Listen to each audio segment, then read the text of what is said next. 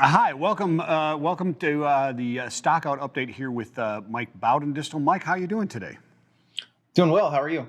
I'm doing well, my friend. Yenshin is starting to open back up. Things are starting to move a little bit. Everything is all right in CPG land, right? You would think so. I mean, there's plenty of demand for the most part. People are spending lots of money. One of the things that I talked about in the latest newsletter is, one of the things that caught my attention was there's a startup, skincare company called Isla, and they just launched last year. So they've been dealing with these supply chain issues like throughout their entire time doing business. They're sourcing ingredients from all over the world, but what really stood out was they're having trouble sourcing packaging materials, which I think is something that a lot of companies are struggling with, particularly the smaller companies that are not the biggest customers of these packaging companies. And so what they're doing is they're buying all these packaging materials in advance of launching certain products, sort of with the hope that these will be the right amount of packaging and that they're forecasting the demand properly, which I think is difficult to do since we don't know exactly where things are going to shake out with consumer demand for various products. Mike, of course, as consumers are becoming more informed, consumers want to shop more sustainably. Are these packaging problems including that sustainable packaging initiative, or is it more of people are kind of reverting to this traditional packaging, not caring as much about being sustainable because they just want to find something to get their stuff in?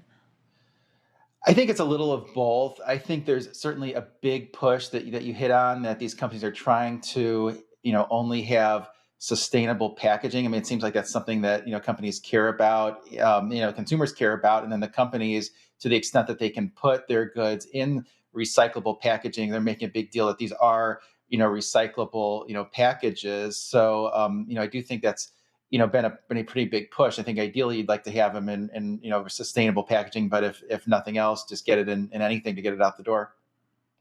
Yeah, I think you see more and more of these.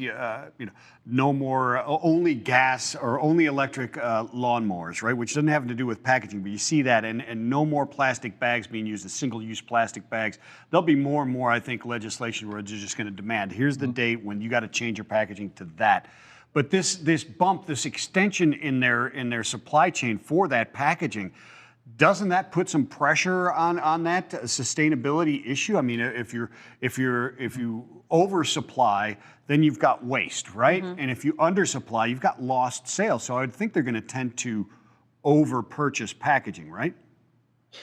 Yeah, you would think so. I mean, I think right now a lot of the companies that have been short on packaging or have seeing the price of packaging rising, they're trying to get as much packaging, like you said, sort of in the door, sort of regardless of what it is. And we've seen this in a number of different industries. I mean, we've seen companies, a lot of these microbrewers sort of stockpile aluminum cans, which Hmm. has been a big deal sort of throughout the pandemic. But you're also seeing just rising prices for the packaging, and including things like plastic, aluminum, paperboard, all of those things.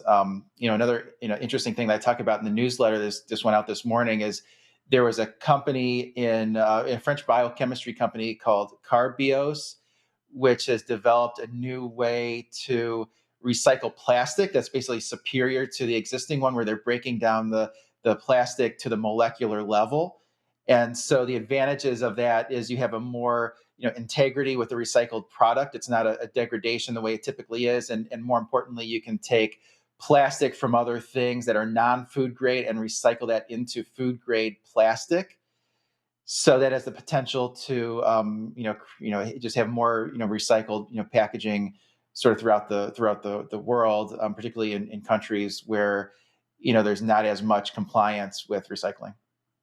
Yeah, chemical recycling is a big thing moving forward, and it'll be very interesting to see those developments in there. It'll definitely give some relief, especially to CPG, as they're looking at. You've got legislation in I think 9 different states trying to get CPG to pay for the end of life of their plastics Right. prior to sale, right? So I mean, the pressure is definitely on, and the tide is kind of turning from the consumer needs to figure out to recycle to the producer of the packaging needs to also assist in a major way. That extended responsibility, right, Mike? Yeah, that's right. And I mean, these CPG companies are, the big ones are global companies, and they're having to deal with, differing sort of legislation throughout the world. And so, like, there was one thing I just saw with, New Zealand is basically going to ban, non-recycled plastics starting in few years. I can't remember the date. I think it was 2023 or something like that. So it is difficult when you're in all these different jurisdictions to have all these different standards. So I mean, I think the what they want to do is just basically have it, all recycled, globally, but that does come at a cost to do it quickly. Mike, give us a quick update on what's coming up for your podcast, The Stockout, that airs on this Friday. So tomorrow, General Mills reports earnings. So I'm going to dig into that. Also going to talk about maybe the first signs that inflation may be easing in food, and that's related to the hog population in China, which is now 98% of where it was before the African swine fever, which I think is a pretty big deal because that has caused, as China's replenished its hog populations, caused a lot of agriculture commodities to flow from the U.S. and Canada to China, which has created upward pressure on a lot of those prices. So a lot of those prices of agriculture commodities have started to crack a little bit. So I think that's good news for the CPG companies, but I can dig into that. Good stuff there. Go catch that this Friday afternoon on FreightWaves Now. Mike, thanks for joining us this morning. We appreciate it.